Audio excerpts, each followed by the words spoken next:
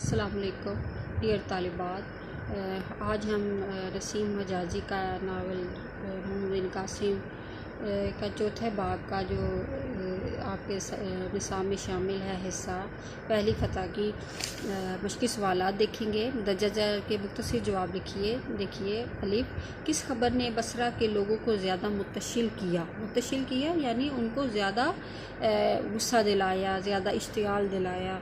यानी मकरान, हमने पढ़ा था कि मकरान के गवर्नर मोहम्मद बिन हारून का पैगाम था कि अब्दुल्ला की क़यादत में 20 आदमियों का जो वफ़द देबल भेजा गया था, देबल के गवर्नर ने उसे कत्ल करवा दिया है। सिर्फ 2 नौजवान जान बचाकर मकरान पहुँचे हैं। तो इस खबर ने बसरा के लोगों को बहुत ज़्यादा गुस्सा दिलाया था। बे देखिए, रास्ते का किला पहले फ़तह करने में मोहम्मद बिन कासिम ने क्या मसलहत महसूस की। रास्ते का किला यानी वही किला जो मोहम्मद बिन कासिम ने समझा था कि इस किले को अगर फ़तह कर लिया जाएगा तो हम सिंध पर भी कब्ज़ा कर सकते हैं। तो रास्ते का किला पहले फ़तह करके मोहम्मद बिन कासिम अपनी फवाज का अकब महफूज करना चाहते थे, क्योंकि इस लश्कर कशी का मकसद देबल तक पहुँचना नहीं बल्कि सिंध को फ़तह करना था। और अकब को महफूज करना होता तो आगे बढ़ना अक्लमंदी थी, वरना हर लम्हा गैर महफूज रहते। यानी अगर आपके पीछे ही आपकी सलामती नहीं है तो दुश्मन पीछे से किसी वक्त भी हमला कर सकता है।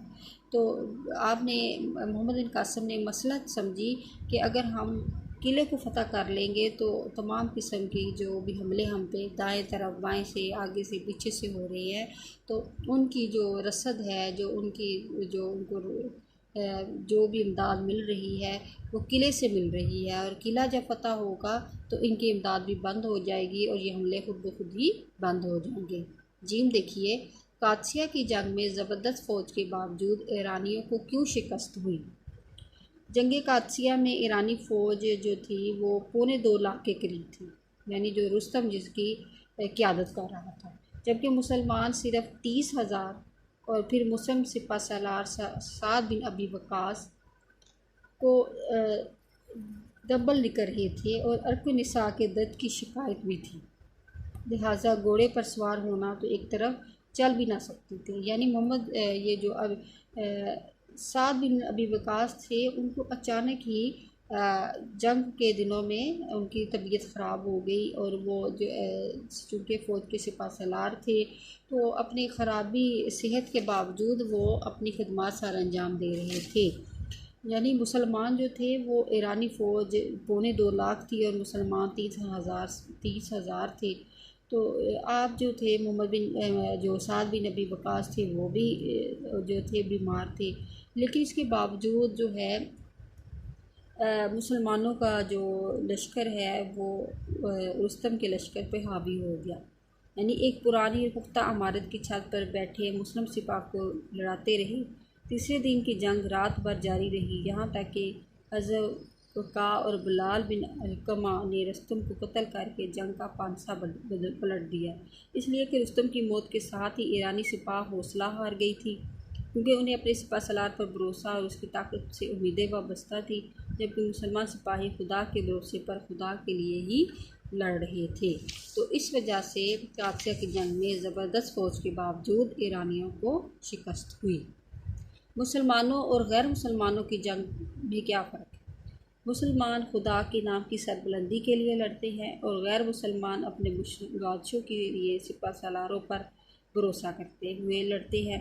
जबकि मुसलमानों को यकीन होता है कि खुदा हमारे साथ है, कुरान हमारे लिए उसके अहकाम मौजूद हैं, जबकि जो गैर मुस्लिम होते हैं वो इनाम की गर्ज से, सिले की गर्ज से सिर्फ अपने बादशाहों को और अपने सिपा सलारों को खुश कर रहे होते हैं।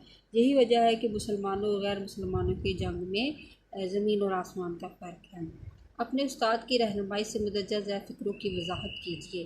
गयूर कौम की एक बेकस बेटी की फरियाद बसरे और कूफा के हर घर में पहुंच चुकी थी। यानी इस जुमले की जो वजाहत है वो यूँ की जा सकती है कि गयूर कौम की एक बेकस बेटी की फरियाद बसरे और कूफा के हर घर में पहुंच चुकी थी। इसके बारे में कहा जाता है कि तजारत के गर्ज से कुछ मुसलमान ताजर जो लंका में आबाद थे राजा की तरफ से तोहफे लेकर हजाज के साथ बेहतर तल्लुकात बनाने की गर्ज से बसरा रवाना हुए। लेकिन जब जहाज़ देबल के करीब पहुंचा तो मेदा कौम के कुछ डाकुओं ने उसे लूट लिया, औरतों को कैदी बना लिया। इन्हीं औरतों में एक औरत ने हज्जाज के नाम पर दुहाई दी। नसीम हजाजी ने अपने नावल में इस लड़की या औरत का नाम नाहीद रखा है और मुसलमान कौम को गैरतमंद कौम कहा है, और लिखा है कि जब मुसलमानों के हुक्मरान हजाज बिन यूसुफ को मदद के लिए पुकारने वाली बेबस और बेकस लड़की की फरियाद बसरा और कूफा शहरों में पहुंची तो ये गैरतमंद कौम इसकी मदद को उठ खड़ी हुई, और दोनों शहरों में मर्द, औरतें, बच्चे, बूढ़े सभी इसकी मदद के लिए बेकरार हो गए। देखिए, खुदा मुझे कौम के लिए रुस्तम ना बनाए बल्कि मुझे मुसन्ना रज़ी अल्लाह ताला बनने की तौफीक दे। इसकी वजाहत हम यूँ कर सकते हैं कि मोहम्मद बिन कासिम ने जब रास्ते में आने वाले किले को फतह करने का इरादा किया तो एक बुज़ुर्ग ने इस्लाह दी थी कि आप खुद ना जाएं, क्योंकि सिपा सलार की जान कीमती होती है और उसका फ़ौज के साथ रहना ज़रूरी होता है। तो इसके जवाब में मोहम्मद बिन कासिम ने कहा था कि हम खुदा के लिए लड़ते हैं, किसी बादशाह या सिपा सलार के लिए नहीं लड़ते। हम सालार की मौत के बाद जो है वो मायूस हो जाएं तो मेरी दुआ है कि खुदा मुझे रुस्तम ना बनाए, जिसकी ज़ात और बहादुरी और दलेरी से ईरानी फ़ौज ने मैदान कादसिया में अपने लिए फ़तह तस्वर कर ली थी और उसके मरने के साथ ही बाग खड़ी हुई थी। बल्कि मैं मुसन्ना बिन हारसा बनना चाहता हूँ, जिन्होंने मैदान फ़िरात में अबू अबैदा बिन मसूद सकफ़ा और उनके भाई और फिर यके बाद देगरे 6 अलमबरदारों की शहादत के बाद अलम हाथ में लिया और मुसलमानों की बच्ची कुच्ची फ़ौज को समेट कर मैदान में डट गए, और फिर उस लश्कर में से को जो ईरानी लश्कर था उसको रोके रखा, और फिर एक पुल जो है उसी दौरान बनाया, और इस जंग में करीबन 4000 मुसलमान शहीद हुए और मुसलमानों को फतह हासिल हुई। अब आप नावल मोहम्मद बिन कासिम का मुतालिया कीजिए और नावल के हीरो मोहम्मद बिन कासिम के किरदार की खूबियाँ बयान कीजिए। ये तालिबात आप नावल पढ़ेंगे जब भी आपको मौका मिले कॉलेज की लाइब्रेरी से भी आप इसको इशू करवा सकते हैं।